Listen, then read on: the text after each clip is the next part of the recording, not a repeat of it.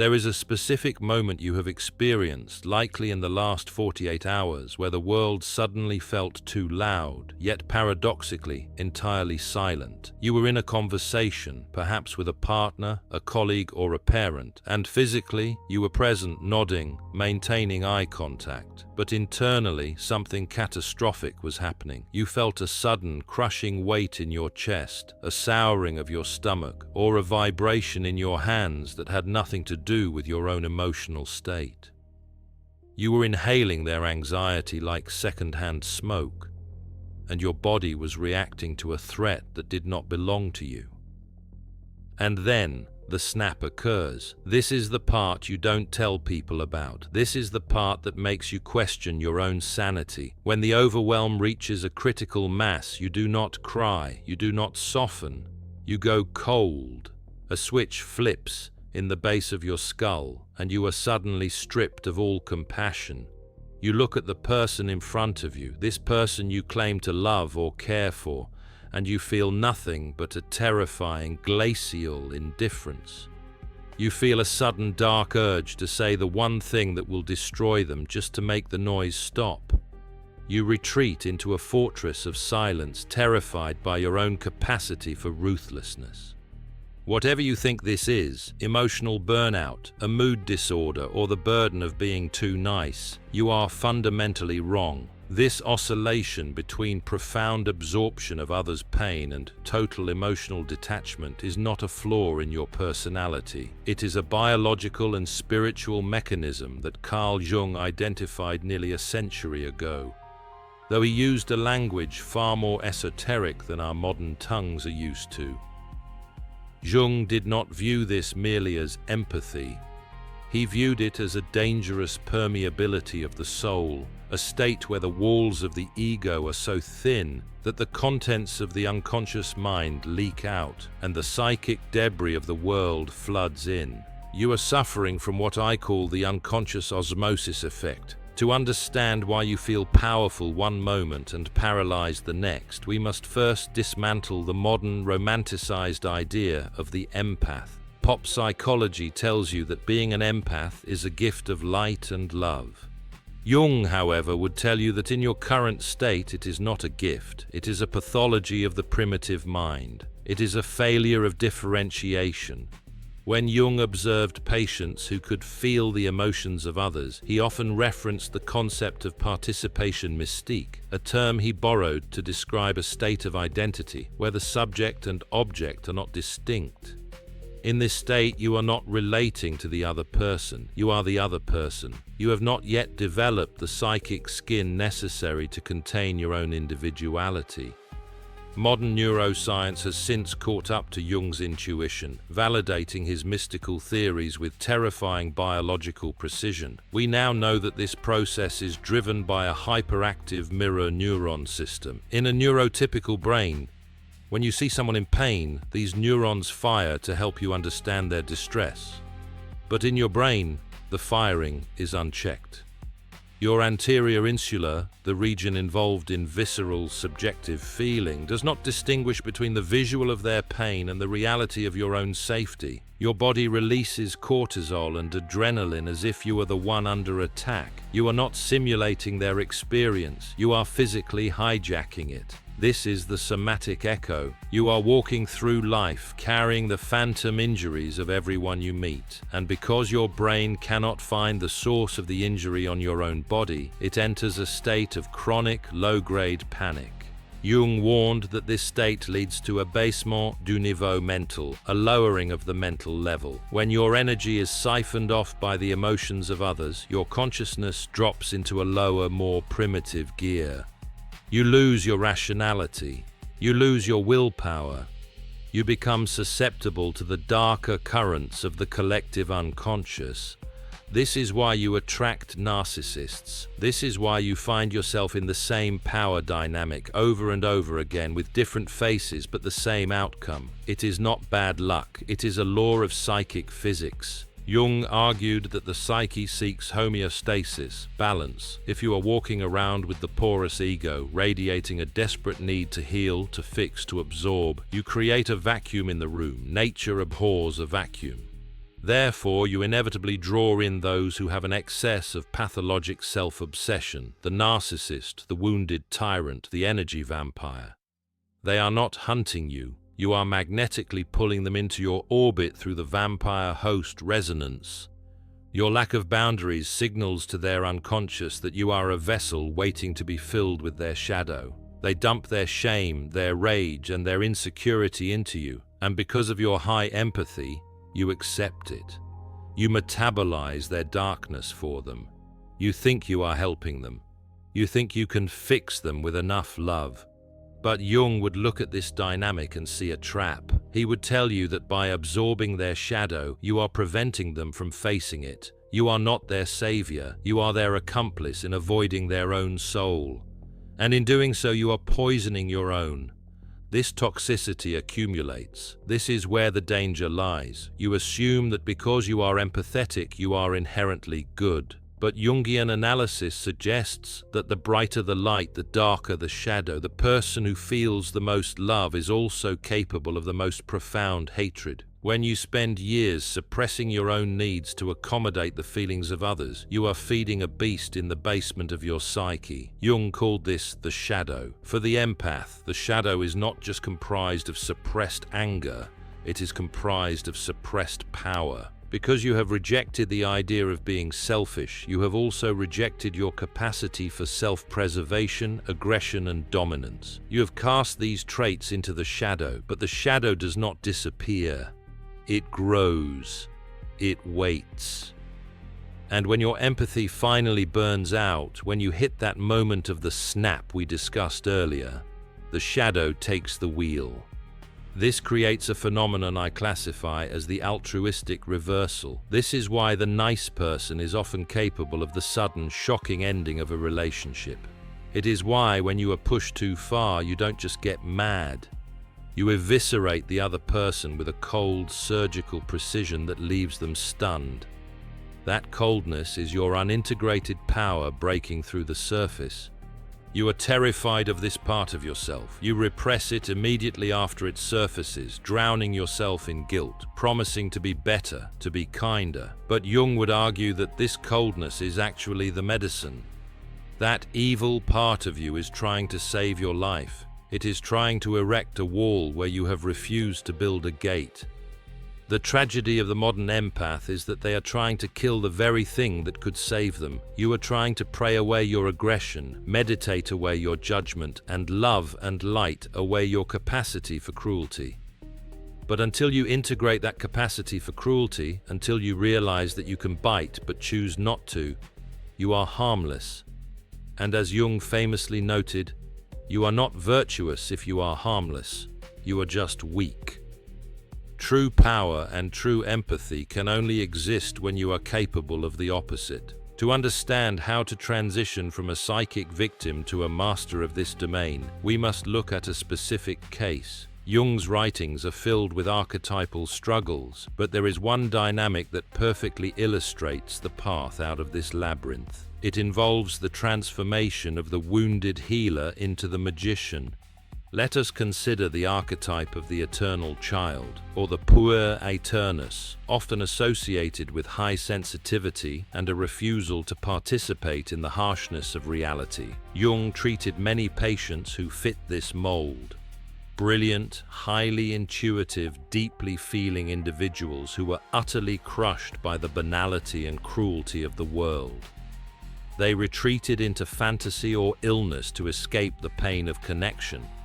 But there was a specific turning point Jung looked for, a moment where the patient stopped asking, "Why is this happening to me?" and started asking, "What is this feeling telling me about the architecture of my own mind?" This shift from victimhood to curiosity is the first step in developing what I call cognitive empathic gating. It is the neurological equivalent of installing a firewall in your prefrontal cortex. But before you can install the firewall, you must first acknowledge the fires you have been letting burn out of control. You must look at the specific ways your empathy has been weaponized against you. We can classify these into distinct stages of degradation.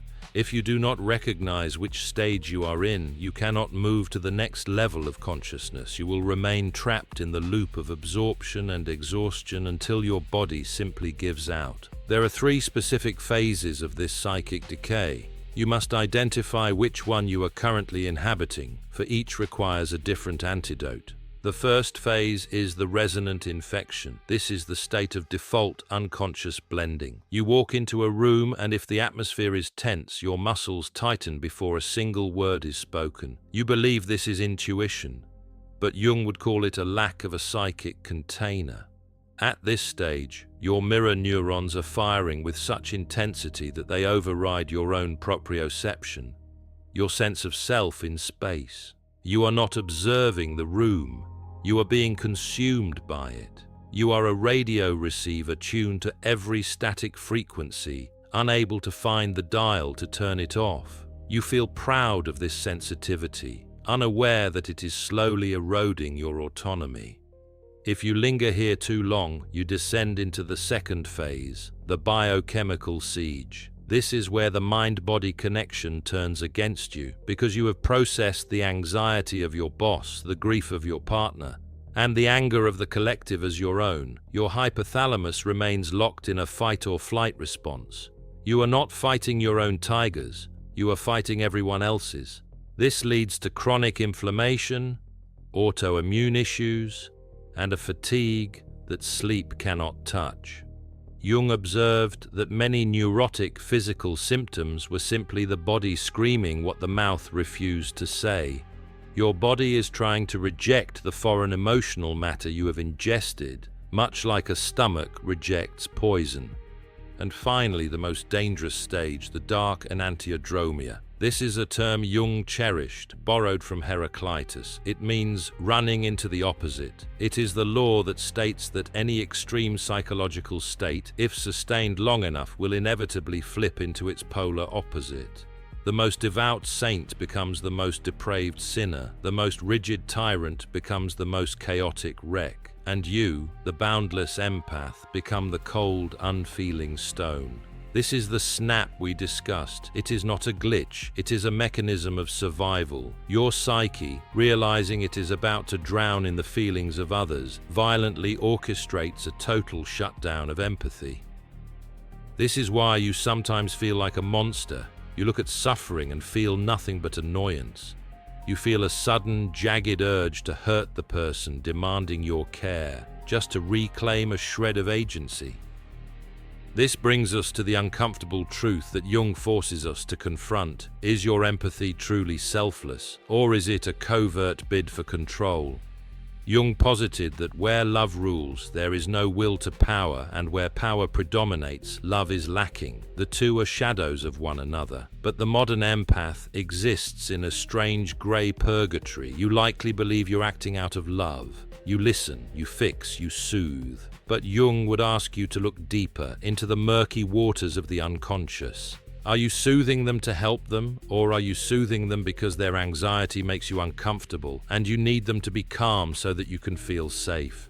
This is the savior complex distortion. It is a subtle, sophisticated form of control. By taking responsibility for everyone's emotions, you make yourself indispensable, but you also make yourself the emotional regulator of your environment. You are trying to control the uncontrollable chaos of human nature by absorbing it. It is an act of immense hubris disguised as humility. You are trying to play God with other people's pain. Modern psychology calls this codependency, but that word is too small, too clinical. It misses the spiritual dimension. Jung would say you are suffering from inflation of the ego. You have identified with the archetype of the great mother or the healer to such a degree that you have lost touch with your own human limitations. You believe unconsciously that you can save them. But the human soul is not designed to process the trauma of an entire tribe, let alone the digital collective of the modern world. When you try to do so, you burn out the delicate neural circuitry of your compassion, you become brittle. So how do we reverse this? How do we step back from the edge of the dark enantiodromia without becoming a narcissist? The answer lies in one of Jung's most difficult concepts, individuation. Individuation is not about becoming better, it is about becoming distinct. It is the process of differentiating your own psyche from the collective soup of humanity. For the empath, this requires a radical shift in perception. You must move from feeling with to witnessing alongside. You must develop what I call the Obsidian Wall. In neuroscience, this involves strengthening the temporoparietal junction, TPJ, the area of the brain responsible for distinguishing self from other. When the TPJ is underactive, you merge. When it is functional, you empathize. The difference is crucial. Merging is, I feel your pain. Empathy is, I see that you are in pain and I understand it, but I know it is not happening to me. Jung taught that the only way to help another person truly is not to carry their burden for them, but to show them that they are capable of carrying it themselves. When you take their pain, you rob them of their own alchemical process. You steal their opportunity for growth. To build the Obsidian Wall, you must begin to practice selective affective gating. This is a conscious, terrifying practice for someone like you. It involves standing in the presence of someone else's storm and refusing to open the windows. Imagine a specific scenario. A friend is dumping their chaotic drama onto you for the 10th time. Your old instinct, the resonant infection, is to jump in, offer solutions, feel their anger, validate their victimhood. Your chest tightens. You prepare to sacrifice your peace for their temporary relief. Stop. Engage the observer. This is the self in Jungian terms, the center of the psyche that watches the ego. Visualize a physical separation. Jung was a proponent of active imagination. Close your eyes for a microsecond and imagine a pane of heavy, smoked glass dropping between you and them. You can see them, you can hear them, but their energy hits the glass and slides off. It does not enter your lungs. You reply, not with emotional mirroring, but with analytical distance. You do not say, oh my God, that's horrible, I'm so sorry. You say, I can see that is painful for you. What do you think you will do about it? Notice the shift? You have handed the burden back. You have refused to be the host. At first, this will feel cold. It will feel like you are betraying your nature, your persona. The mask of the nice person you have worn for decades will scream in protest. It will tell you that you are being selfish. But remember the shadow mirror effect. If you do not consciously choose this selfishness now, your unconscious will eventually choose a far darker, crueler version of it later when you snap. You are choosing a small control boundary today to prevent a catastrophic explosion of hatred tomorrow. This is the integration of the shadow. You are taking a small piece of that narcissism you fear, the ability to prioritize the self, and you are using it as a shield. You are using the power of the shadow to protect the light of the spirit. But there is a final, higher level to this evolution. Once you have stopped the bleeding, once you have built the wall, you must realize why you were given this sensitivity in the first place. Jung did not believe in accidents. If you are an empath, you are not cursed. You are a prototype for a new form of consciousness, but the hardware is currently glitching because you are running old software. You see, the ultimate goal of the Jungian path is not just to protect yourself, but to transmute the energy. The alchemists, whom Jung studied obsessively, sought to turn lead into gold. Your lead is the heavy, crushing weight of collective emotion. Your gold is the ability to understand the human condition without being destroyed by it. This requires you to develop the transmutational gaze. To possess the transmutational gaze is to look at suffering without becoming suffering. It is the ability to hold the tension of the opposites, the light and the dark, without collapsing into either. When you practice this, you stop being a sponge and you become a mirror, but not just any mirror, a mirror made of obsidian, black, reflective, and impenetrable. When someone projects their chaos onto you, instead of absorbing it, you reflect it back to them with such clarity that they are forced to see it for themselves. This is the ultimate service you can render to another human being. By refusing to carry their pain, you force them to pick it up. You grant them the dignity of their own suffering. Jung believed that neurosis is always a substitute for legitimate suffering. By taking their pain away, you are enabling their neurosis. By standing firm in your own energy, you are inviting them into reality. Modern neuroscience supports this through the concept of limbic co-regulation. Until now, you have been engaging in limbic resonance, where you match their frequency, but the master empath engages in co-regulation. Because you have strengthened your own vagal tone, your physiological capacity for calm, you do not drop to their level of panic. Instead, your stability is so formidable that their nervous system has no choice but to calibrate to yours. You do not calm them down by trying to fix them. You calm them down by refusing to join them in the chaos. Your silence becomes a gravity well of order. This is the power you have feared. It feels like dominance, and in a way it is. It is the dominance of the conscious mind over the unconscious storm. This leads us to the final necessary evolution of your archetype. You must transition from the martyr to the sovereign conduit. The martyr says, "I will burn myself to keep you warm." The sovereign conduit says, "I am the fire. You may warm yourself by me, but I will not consume myself for you." This shift requires you to accept a terrible truth. You are not responsible for the happiness of others. You are only responsible for the integrity of your own consciousness. Jung was ruthless on this point. He stated that the greatest burden a child must bear is the unlived life of the parents. If you continue to live the lives of those around you, absorbing their unlived fears and unprocessed angers, you are preventing your own soul from speaking. You are clogging the channel. You likely feel a deep ancestral guilt at the thought of closing the door. This is natural. It is the residue of thousands of years of evolutionary programming that told us that to be separate from the tribe was to die. But we are no longer in the Paleolithic savannah. We are in the psychological age. And in this age, the danger is not isolation. The danger is dissolution. The danger is losing the I in the we. If you continue to ignore these signs, if you stay in the cycle of resonant infection and the altruistic reversal, the cost will be your own individuation. You will live and die as a fragment of other people's stories, never having written your own. You will become a ghost in your own life, haunting the hallways of your relationships, hungry for a recognition that no one can give you because you have not given it to yourself.